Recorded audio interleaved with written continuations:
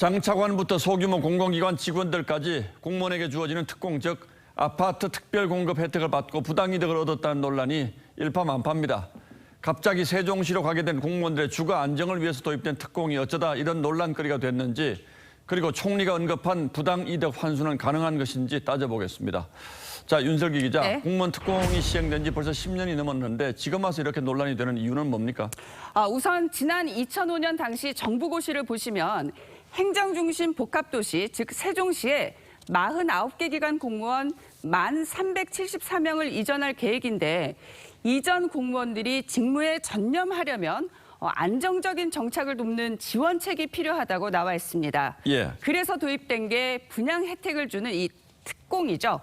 하지만 현재 국토교통부 장 차관은 이렇게 분양받은 아파트에 살지도 않고 2억 원대 차익을 본 것으로 알려졌고, 관평원은 심지어 세종시로 이전도 안 하고 총직원 82명 중 49명이 당첨된 사실이 드러났죠.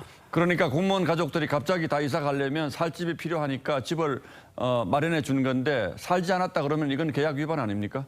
말씀드렸듯 특공은 이 공무원들이 세종시에 살면서 업무에 전념하라고 만든 정책입니다. 당연히 살지 않을 거면 이 집을 환수해야 한다는 의견도 많습니다. 들어보시죠.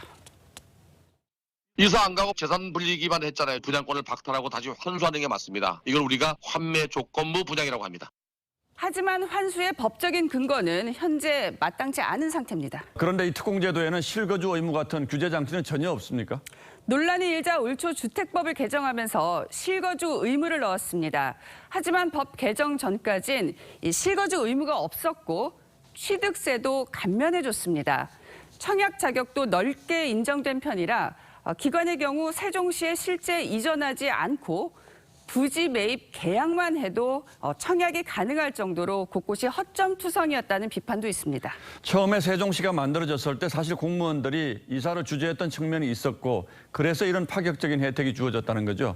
맞습니다. 실제 국토부 자료를 분석해보니 특공이 처음 실시된 2010년 물량은 791건이었는데 당첨자는 471명으로 절반 수준이었고, 심지어 2013년엔 8,240건의 물량에도 당첨자는 이 10%인 836명에 그쳤습니다. 물량 10건당 당첨자가 많아야 7명이던 이 추세가 달라진 건 2018년 집값 상승이 본격화되면서입니다. 예. 4년 연속 특공 물량의 96%, 100%, 97%, 즉 전량이 당첨되고 있죠. 처음에는 그렇지 않았겠지만 지금 사실 이게 실거주보다는 재테크 수단으로 변질된 측면이 있다면 지금이라도 제도 전반 손볼 필요는 있겠군요. 맞습니다.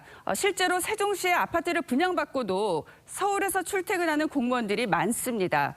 물론 현실적으로 모든 공무원들이 다 세종시로 갈 수는 없습니다만, 그렇다고 무작정 혜택을 줘서는 안 된다는 비판이 많습니다. 필요가 없는 사람들도 다 받는 상황이죠. 안 하면 바보가 되는 거죠. 손해가 되는 거잖아요. 예, 문제는 앞으로 세종시에서 근무를 해야 하는 젊은 공무원들인데, 이렇게 되면 공무원들의 주거 안정이라는 취지는 완전히 사라지고 세종시가 투기판으로 변할 가능성도 배제할 수 없겠군요. 그렇습니다. 예, 윤슬기 기자 잘 들었습니다.